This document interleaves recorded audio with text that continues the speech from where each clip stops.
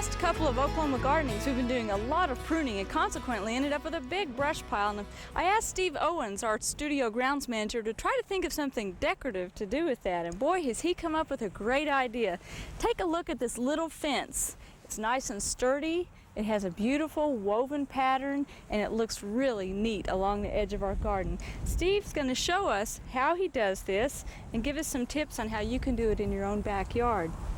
Well, Steve, looks like these are from mulberry tree. We're doing some pruning. That's right, Sue. These are mulberry bows on this wattle fence here. These bows are about 5 feet long. Okay. 4 or 5 feet long. And I got this idea when I was at the Chelsea Flower Show last spring.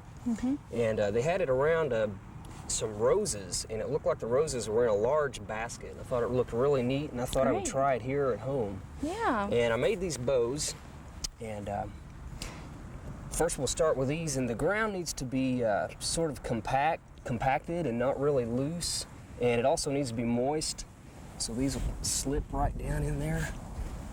So you have to just shove them way down in there. I can see how you want them down there pretty securely so they don't poke up and pop somebody in the eye. That's right.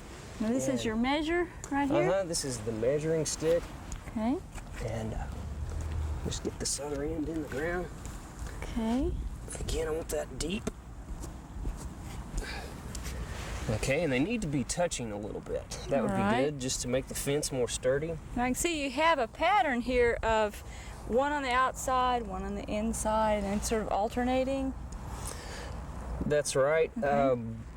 I divided the area into 3 spaces, and then I set my measuring stick on this side. Okay.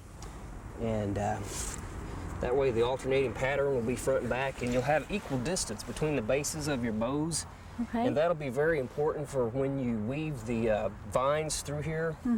It'll make a very uniform pattern. Okay. I'll just stick this one in again. One point we want to make also is notice how easily these are bending for Steve. This is late winter, early spring. The sap is starting to rise in these. They're breaking dormancy, and so they're going to be very pliable. This is the perfect time of year to do a design like this in your garden. And this is really, it's very sturdy too, isn't it, Steve? That's right. Okay. All right, I can see how you have it in thirds. That's right. Okay. Okay. Okay, when it comes to the vines,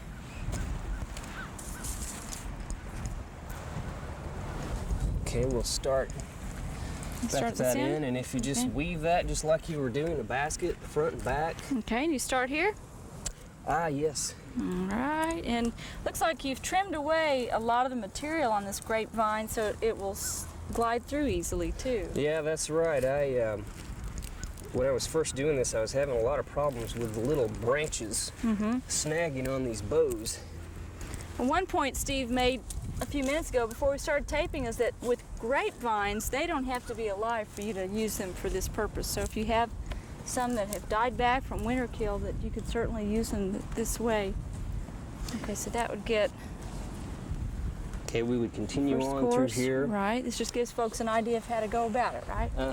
And then you would come back with another one on the top of that one and just do the opposite, just like you would weave a basket. Okay, I'm starting from the back and going out to the front. Front and back, front and back. And the dead vines, again, will work. They'll break a little easier, but with a little patience, you can just work those right through as well. Okay. This is also something that we've seen at some living history museums where people have built wattle fences, which is what these are called. That's spelled W-A-T-T-L-E, and they built them to keep animals out. Usually they're quite a bit larger and more elaborate than this, but this does give you a really neat pattern. Let's do one more, Steve, just to give them kind of a little more visual idea of what this is going to end up looking like. Start this one at the back, go to the front. Once these vines are all the way through here, it'll make the fence more sturdy, and there'll be less of a chance of the bows popping out of the ground. Okay. Oh, and also, once you get to, if this were your last bow and say you're finishing up your pattern, what can folks do to kind of stabilize that? Okay, to make the pattern look uniform, what I've done here is I found this curved stick, and I'm just going to use it as a partial bow, if you will, and I'll just stick this in the ground.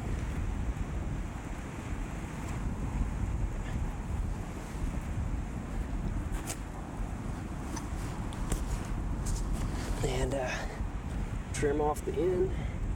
Okay, so that would give you a nice finished look on the end.